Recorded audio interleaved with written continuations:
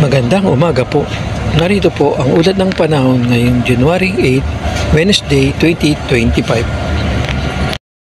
At yan po ay ihahandog sa atin ng ating partner. Pasok, partner! Patuloy po ang pag-ihip ng malamig na amihan o northeast monsoon sa malaking bahagi po ng northern and central Luzon, habang ang shear line nakakaapekto po sa malaking bahagi ng southern Luzon and Visayas. Ito po yung linya kung saan nagtatagpo ang hangin na mainit galing po sa silangan, also known as the easterlies, at ang malamig pa rin na northeast monsoon or amihan. Kahit asahan na po sa malaking bahagi ng Visayas and southern Luzon na mga minsan malalakas sa pagulan na posible magdulot ng mga pagbaha or pagguho ng lupa. Base naman sa ating latest satellite animation, wala tayong namamataan na bagyo or low pressure area at wala rin asahang panibagong weather disturbance for this year sa mga susunod pa na araw. For today po, asahan pa rin sa malaking bahagi ng Luzon ng mga pag-ulan. Dito sa may Bicol region, epekto po yan ng shear line na lumanggan po ng mainit at malamig na hangin at asahang maapektuhan din po itong bahagi ng Quezon, dito rin sa Marinduque and Romblon. Kaya magdala po ng payong kung lalabas ng bahay at mag-ingat sa mga minsan malalakas na ulan na posibleng magdulot ng mga pagbaha at pagguho ng lupa. Dito naman sa parting Hilaga, meron pa rin pong epekto ng malakas na northeast monsoon or hanging amihan.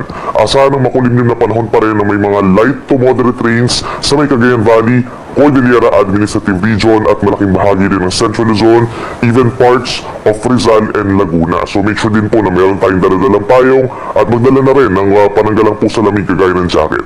At dito naman sa bahagi ng Ilocos Region, Metro Manila at natitira ang bahagi pa ng Calabarzon, partly cloudy to cloudy skies at may tsansa ng mahihinang pag-ulan, habang ang Mindoro provinces sa umaga partly cloudy to cloudy skies din pero mataas ang tsansa na magkakaroon ng pag-ulan lalo na sa may Oriental Mindoro pagsapit ng hapon. Asahan ang pagbaba ng temperatura dahil sa mga epekto ng northeast monsoon and shear line over most of Luzon. Metro Manila posibleng bumaba ngayong madaling araw sa 22 degrees Celsius, sa may Tagaytay pinakamababang 21 degrees at mas malamig pa dito sa may parting norte sa Tuguegarao hanggang 20 degrees at pinakamainit lamang ang 25 degrees Celsius, habang sa may Cordillera region between 14 to 15 degrees Celsius ang pinakamalamig na temperatura. Sa ating mga kababayan po sa may Visayas and Palawan, magbaon na po ng payo ngayong araw dahil nagbabalik ang epekto ng shear line na lumangga nga po ng mainit at malamig na hangin. Asahan ang pinakamalalakas na tsansa ng mga pagulan doon po sa may Eastern Visayas kung saan facing the Pacific Ocean, moderate to heavy rains or hanggang 100 mm po na dami ng mga pagulan.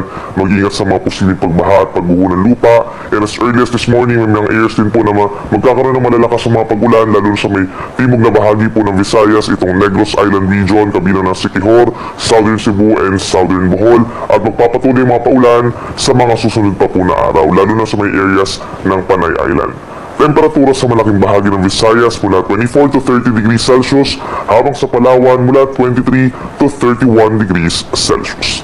At sa ating mga kababayan po sa Mindanao, meron din mga lugar na apektado din po ng shear line as early as this morning, kabilang na ang malaking bahagi ng Zamboanga Peninsula, ito rin pong bahagi ng Misamis Occidental, Lanao del Norte and Lanao del Sur, as well as Surigao del Norte and Dinagat Islands. Pero pinaka magsusustain yung mga pagulan dun po sa may Dinagat Islands dahil pa rin yan sa shear line. Dito naman sa natitirang bahagi ng Mindanao, bahagyang maulap hanggang minsan maulap ang kalangitan umaga hanggang tanghali, and then pagsapit ng hapon hanggang sa gabi, madalas kumukulimlim na ang panahon at may tsansa rin po ng mga pulupulong mga paulan o pagkidlat pagkulog lamang.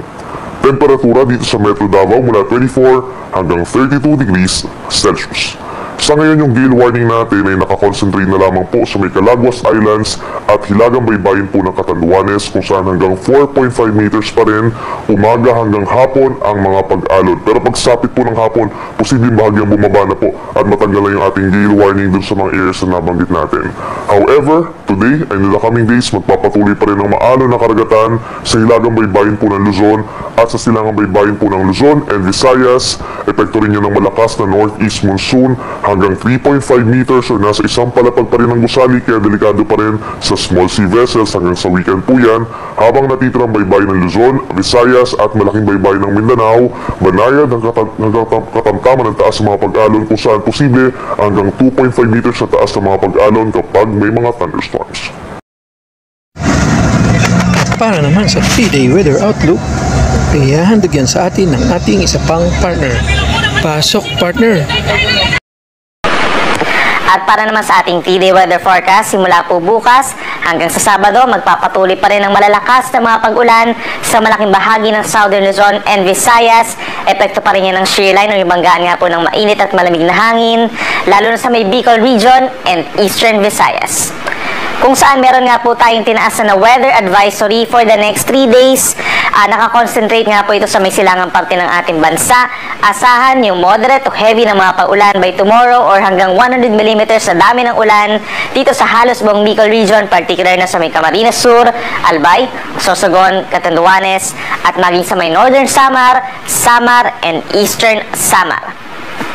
Then, pagsapit naman po sa araw ng Friday, that's January 10, asahan pa rin ang moderate to heavy na paulan sa may Albay, Sorsogon, Samar, and Eastern Samar, habang posibleng umabot sa hanggang 200 mm ang dami ng mga paulan dito sa may Northern Samar. Ito mga paulan po natin again dahil po ito sa shear line na typical naman na nangyayari kapag ganitong panahon po na kalakasan ang northeast monsoon.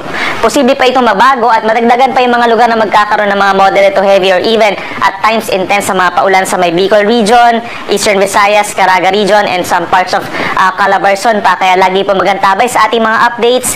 Mag-ingat sa mga posibleng pagbaha at pagguho ng lupa, lalo na dito sa may areas po ng Samar and Southern Bicol region.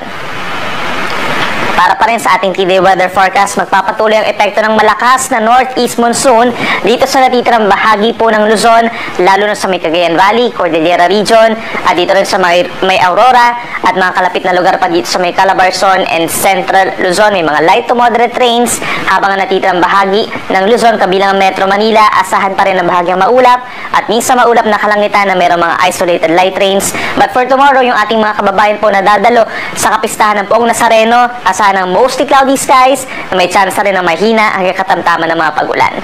Habang dito sa malaking bahagi ng Mindanao, asahan pa rin ng mga isolated thunderstorms. Usually nagtatagal po ito ng 1 hanggang 2 oras.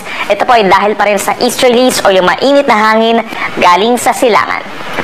Ang sunrise natin ay 6:23 ng umaga at ang sunset ay 5:42 ng hapon.